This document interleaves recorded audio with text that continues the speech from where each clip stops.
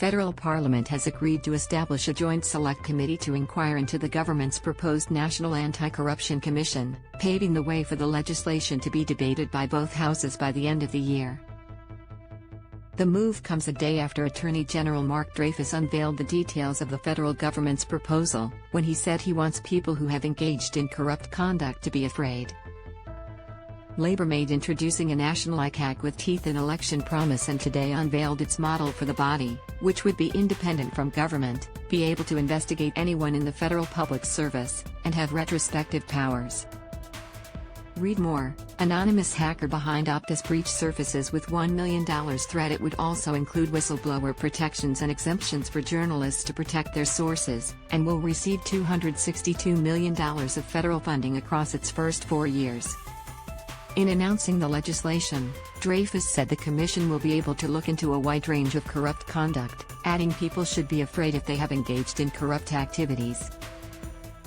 There is a very broad definition of corrupt conduct, he said.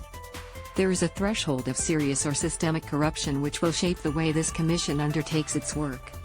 The commission should have expectations that this commission is going to get on with the job of stamping out corruption in the Australian public sector.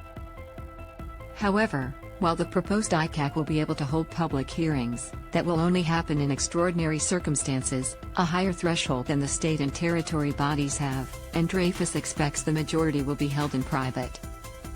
Read more. 10-day warning for country. A series of weather systems loom. Most of its hearings will be conducted in private, but where there are exceptional circumstances and the commission determines that it's in the public interest that a hearing be in public, then it's going to be in public, he said.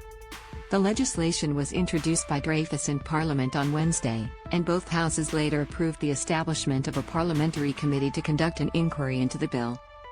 The Attorney General said he hopes it will go to a debate in the final 2 weeks of Parliament, which run from November 21 to December 1.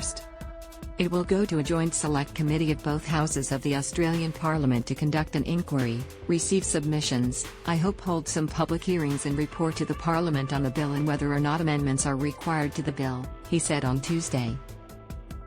We are hoping that the committee will be able to report in order to enable debate in the final sitting weeks of this year. Read more. Melbourne woman fighting for life after hit by roller coaster. Principles of federal government's proposed ICAC. Broad jurisdiction. The commission will have broad jurisdiction to investigate serious or systemic corrupt conduct across the Commonwealth public sector by ministers, parliamentarians and their staff, statutory officer holders, employees of all government entities and government contractors. Independent. The commission will operate independent of government, with discretion to commence inquiries into serious or systemic corruption on its own initiative or in response to referrals, including from whistleblowers and the public. Oversight. The commission will be overseen by a statutory parliamentary joint committee, empowered to require the commission to provide information about its work.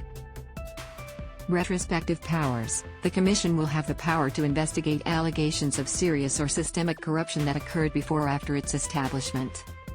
Public hearings. The commission will have the power to hold public hearings in exceptional circumstances and where it is in the public interest to do so. Findings. The commission will be empowered to make findings of fact, including findings of corrupt conduct, and refer findings that could constitute criminal conduct to the Australian Federal Police or the Commonwealth Director of Public Prosecutions. Procedural fairness. The commission will operate with procedural fairness and its findings will be subject to judicial review.